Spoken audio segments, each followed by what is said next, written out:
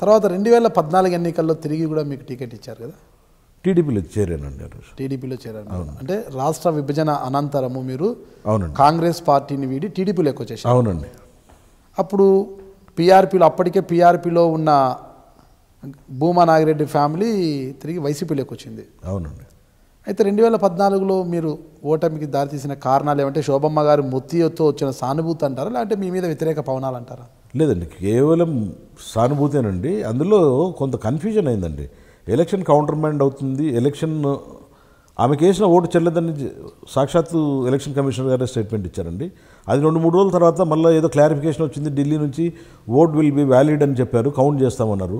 మళ్ళీ తర్వాత court order వచ్చేంత వరకు పెండింగ్ పెడతారు రిజల్ట్స్ అన్నారు. ఏం జరగలేదండి. అవన్నీ కూడా ఏమైపోయినాయంటే దాంతో వాస్తవంగా కూడా మేము కూడా ఆ స్పీడప్ అనేది తగ్గిపోయిందండి. ఎన్నిక జరుగుతుందా, డిక్లేర్ చేస్తారా, డిక్లేర్ చేసినా చనిపోయినామని డిక్లేర్ చేశారనుకో మళ్ళీ బై ఎలక్షన్ వస్తుంది. అట్లా వాళ్ళు మేము ఎవరమే కానీ ఖర్చు పెట్టడం కానీ ఏం కానీ చేయకుండానే ఎలక్షన్ జరిగిపోయిందండి. దానివల్ల కొంత సానుభూతి ఓట్లతోటే బాగా ఇదైందండి. అంటే శోభమ్మ గారు బతికి ఉండి ఆ ఎన్నికల్లో రాణించుంటే మీరు గెలుస్తామన్న ఖచ్చితంగా గెలిచేవాళ్ళం అండి. ఏ కోణంలో?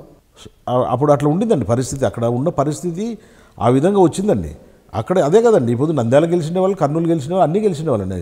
ఇప్పుడు అక్కడ నుంచి ఆమె చనిపోయిన తర్వాత బాడీ తీసుకొచ్చి మీకు ఫస్ట్ టైం ఈ హిస్టరీలో మీకు తెలిసిన లేదు ఈరోజు అసలు ఒక బాడీ అనేది తీసుకుపోయినప్పుడు ఇంక్వెస్ట్ జరగాలండి, శవ పంచాయతీనామా జరగాలండి. శవ పంచాయతీనామా జరిగి పోస్ట్ మార్టం అయిన తర్వాత బాడీని హ్యాండ్ ఓవర్ చేసుకోవాలండి.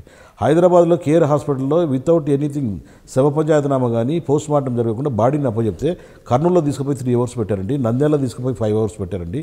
నంద్యాల నుంచి మళ్ళీ బై రోడ్ సిరివెళ్ళ, రుద్రవరము ఇట్లా ఊర్లలో తీసుకొని పోయి ఆలగడ్డ తీసుకుపోయి రాత్రి 10 గంటలకు పోస్ట్ మార్టం చేశారండి.